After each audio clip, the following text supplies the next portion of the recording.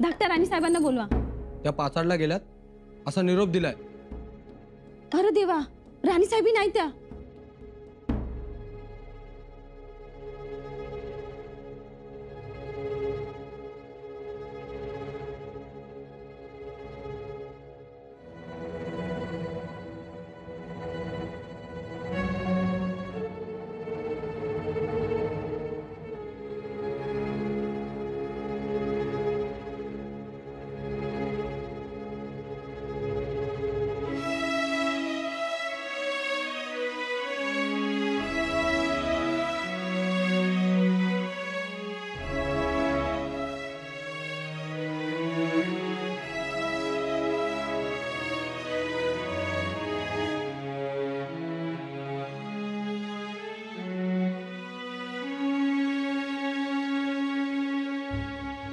घरी कधी आली? आत्ताच आली, पण मी होते म्हणून सावरले तरी.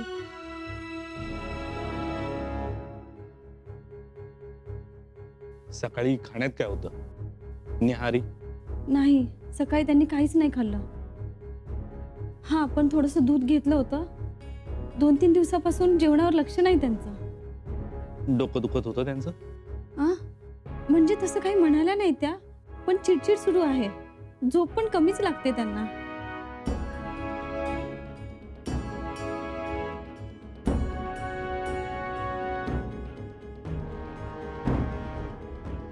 चिंता करण्यासारखं काही नाही. त्यांना कोणताही शारीरिक आजार नाही, फक्त मनाने खचल्यासारखे वाटत आहेत. जी, अहो सारखी तगमग सुरू आहे त्यांची. मानसिक ताण आहे त्यांना, कसली तरी चिंता लागलेली दिसते.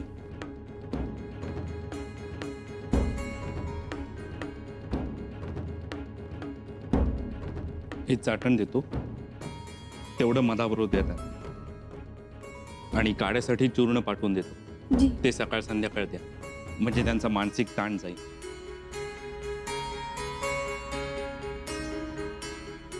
आणि शुद्धीत आल्यावर बोलवा आम्हाला. जी. काळजी घ्या.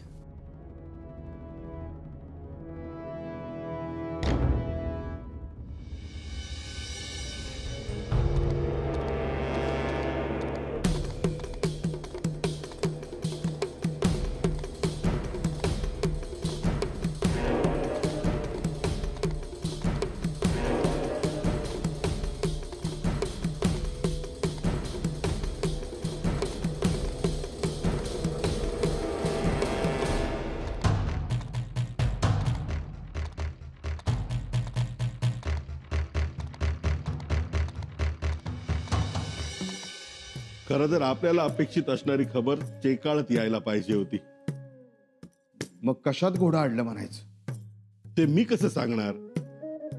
पण पन्हाळगडावरची माणसं तर चतुर आहेत ना. चतुर, चाणाक्ष, चोख माणसं आहेत ती. त्यांची चिंता नाही, ते कामगिरी पार पाडणार. पण मग खबर का नाही आली अजून? खबर ही येईल, पण एक लक्षात घ्या, खबर मिळताच आपल्याला तातडीने हालचाली कराव्या लागतील. तुम्ही फक्त आदेश सोडा पंत सरकार. पुढच्या हालचालींची दिशा सांगा, कुणी काय करायचं ते. शंभूराजांच्या घाताची खबर आली रे आली की हिरोजीराव, तुम्ही वाऱ्याच्या वेगानं सुधागड गाठायचा आणि अकबराला घेऊन रायगडावर यायचं. पण माझ्या बरोबर फौज द्या 5000ची. ती दिली हो, त्याची काळजी नको. रावजीना ना, तुम्ही गडाचे दरवाजे चोख बंद ठेवायचे. ती जबाबदारी माझी. मुंगी सुद्धा आतून बाहेर आणि बाहेरून आत जाता कामा नये. निर्धास्त रहा. पण हंबीररावांचं काय? अशा वेळेस त्यांची निष्ठा एरंडासारखी निसावते. तो बंदोबस्त मी केलाय. हंबीररावांच्या मार्गात सोमाजीला उभा केलाय. दिमतीला 2 सरदारी आहेत, त्यामुळे कसलीच चिंता नाही. वा पंत, मोठीच तयारी केली म्हणायची तर.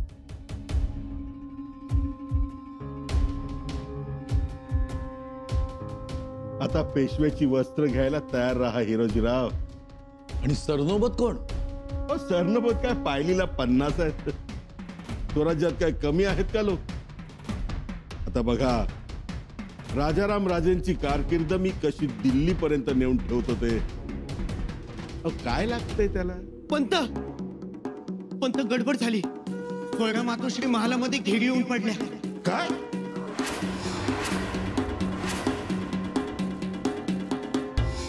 सावध राहा बरं का.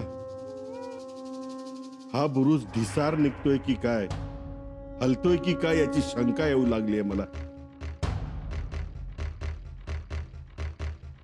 राजमातोश्रीनी कच खाल्ली की काय?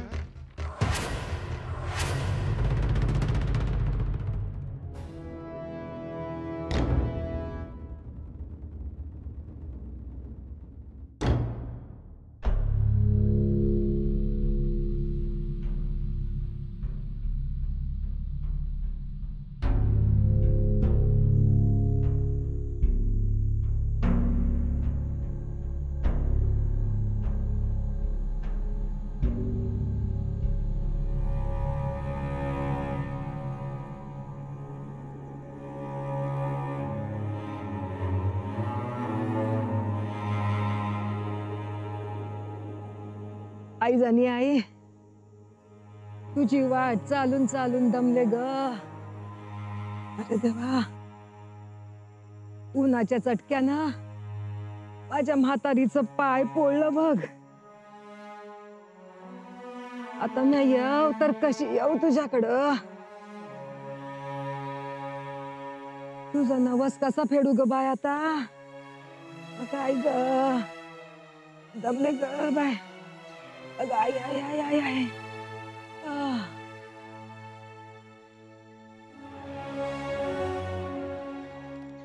अरे देवा,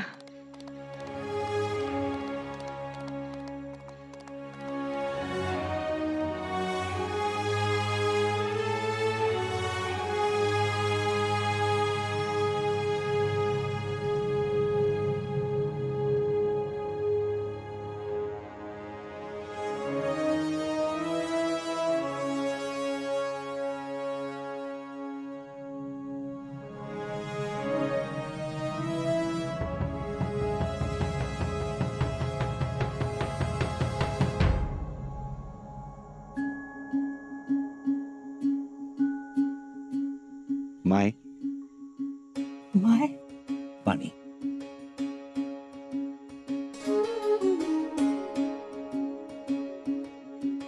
देव तुझं भलं करल. इथं कशा पायी बसलीस?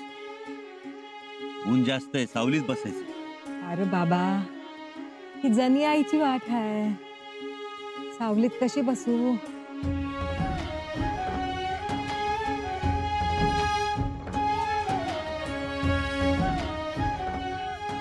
अरे देवा, तू तू आमचा राजा की रा? अरे थांब थांब, मी तुला मुजरा करते. नाही मुजरा नको, बस तू. अरे नाही, कसं त्याचा मान त्याला द्यायला पाहिजे. थांब, तुझं दर्शन झालं, देवी आई पावली मला आणि पाणी बी पाजलंच मला. देवी आईनच तुझी माझी भेट घडवली बघ. अरे देवा, चल आता सावलीत बस. अरे कसली सावली राजा. देवी आईला नवस केलता, उन्हात ना अनवानी चालत येईन म्हणून. आता तो पुरा करायला पाहिजे. कंच्या देवाला नवस केला? अरे राजा, आई जणी आईला नवस केलाय बघ. ते दिसतंय ना, ते माझं माहेर. तिच्या बिगर माझं पान बी हालत नाही. आज पायाला फळ आलेत तरी बी ना, आज तिचा नवस पुरा करणारच आहे.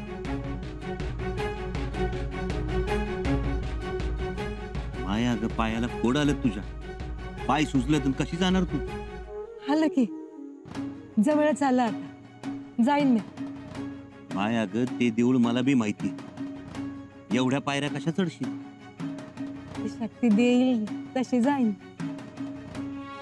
मग एक काम करतो, आम्ही मेणा मागवतो, मेण्यानी जा. नग नग, मेहनत नग, मग माझा नवस कसा पुरा होईल? एक काम कर, काय करते? आता एक काम कर, आमच्या पाठीवर बस, आम्ही तुला घेऊन जातो. अरे नग नग राजा, अरे बोललास तेच खूप झालं. नाही, भरून पावलं बाबा नग. माय अगं आम्ही अनवाणी चालतो, आम्ही जोडे काढतो, म्हणजे तुझ्या नवसाला बी बाधा यायची नाही. पायाच्या पडाने चालताना यायचं तुला. बस पाठीव. काय बोलावं तुझं पुढं? अरे बाबा,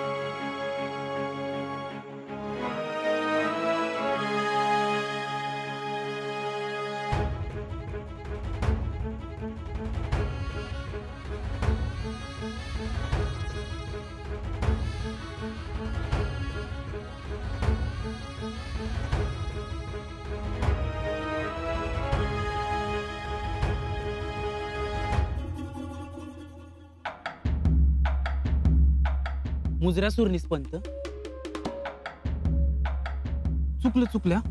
काय चुकलं नाही, मी स्वीकार केलाय तुझ्या मुजऱ्याचा. पण माझा मुजरा सुरनिसा नव्हता, तुम्ही तर मुजुमदार. मग त्यात काय? नाही पर मुजुमदार माणसाला एवढं थांबून एवढा मनका वाकवून नमस्कार करायची काय व गरज? आता केलास तर असू दे आणि करत जा. पण तुमचा नाही, आमचा मनका वागतो ना कारण नसताना. असं ही भाषा? पद बदललं की लगेच बदलता काय? अहो बदलावं लागतं, पदावर तर समजा खेळ आहे. बरं असू द्या, येतो. बरं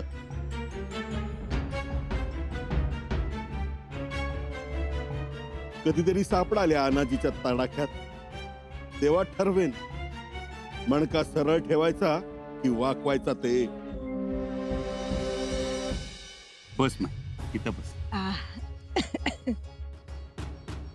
झालं ना मनोजोक्त दर्शन? बाय फेडला ना नवस? लई उपकार केलंच बघ.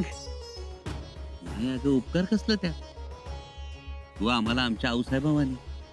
अरे पण माझ्यासाठी तू घोड्यावरनं उतरलास, थांबलास, माझ्या संग बोललास.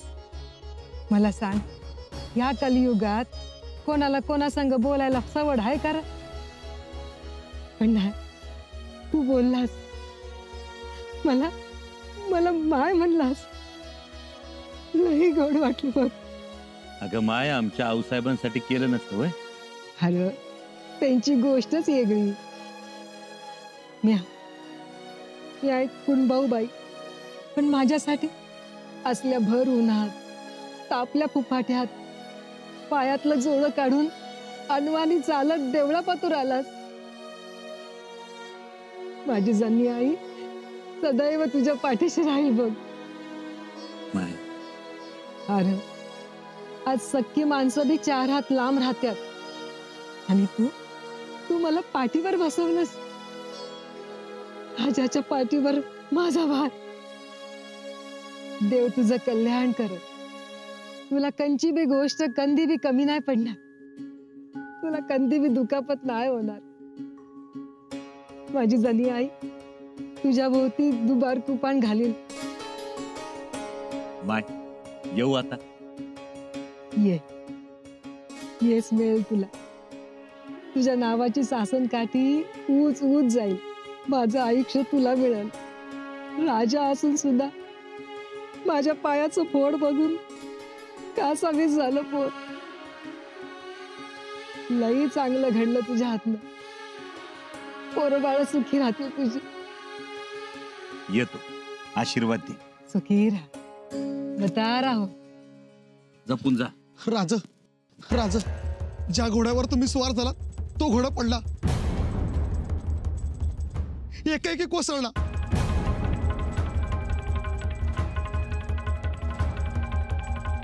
हा कोसळला?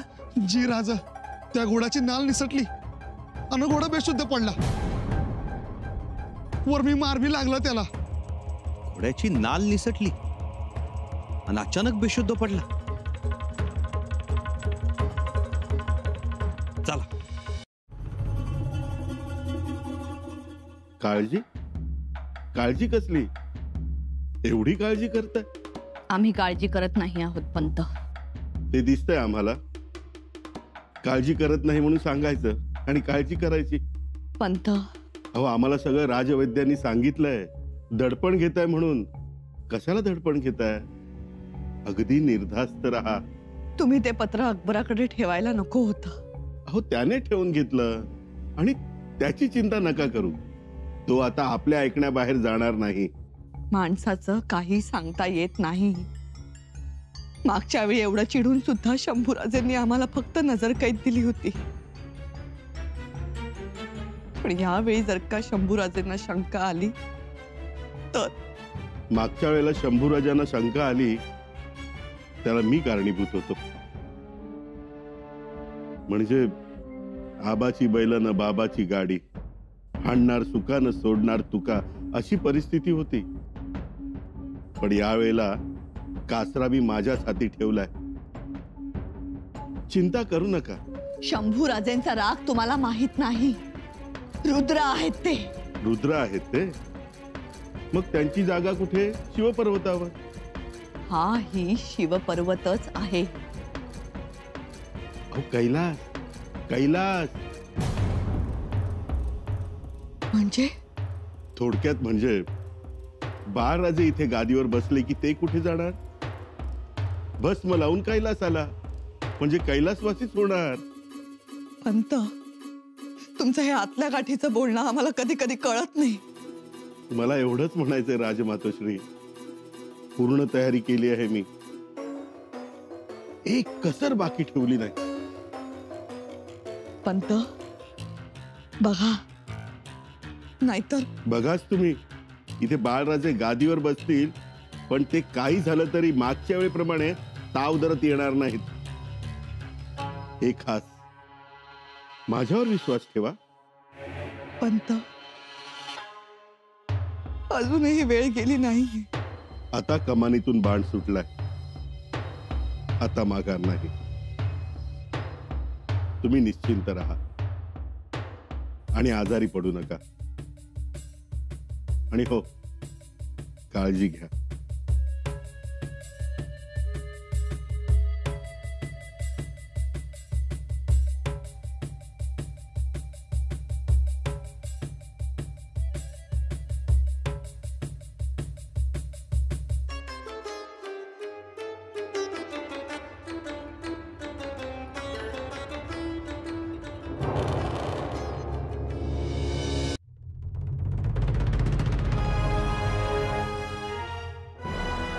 मातोश्रींनी आम्हाला काळजी घ्या म्हणून कळवलं खरं,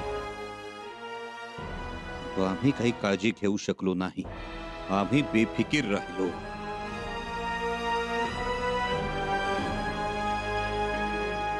राजे, माफ करा राजे, माफ करा आम्हाला.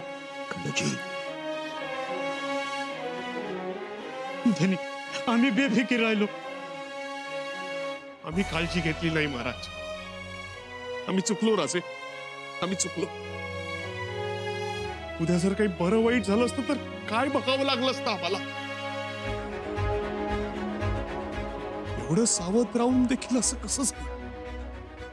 धनी, आम्हाला शिक्षा द्या धनी, आम्ही कसूरवार आहोत. रायपा, उठा.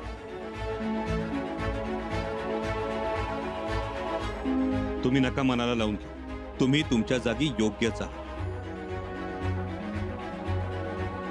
फक्त आपला शत्रू जरा जास्त चतुर आहे, सरावलेला आहे आणि मुख्य म्हणजे तो उलट्या काळजाचा आहे. त्याशिवाय का आमच्या घोड्याच्या नालाचे खिळे काढू शकला? त्याशिवाय का आमच्या घोड्याला कुसुंबी सारखा नशीला रस पाजला त्याने? खंडूजी, या सगळ्याचा छडा लावा. गडावरून गेल्या 10 दिवसात कोण आलं कोण गेलं या सगळ्याची माहिती काढा. पन्हाळगडाच्या घेरे सरनाईकांना बोलावून घ्या. ही दुर्लक्ष करण्यासारखी बाब नाही. हा भयंकर कट असू शकतो. त्याच्या मुळाशी आम्ही जाऊच. ज्यांनी कुणी आम्हाला घोड्यावरून पायदळी पाडण्याचा प्रयत्न केलाय त्यांना आम्ही हत्तीच्या पायी देऊ एवढं नक्की.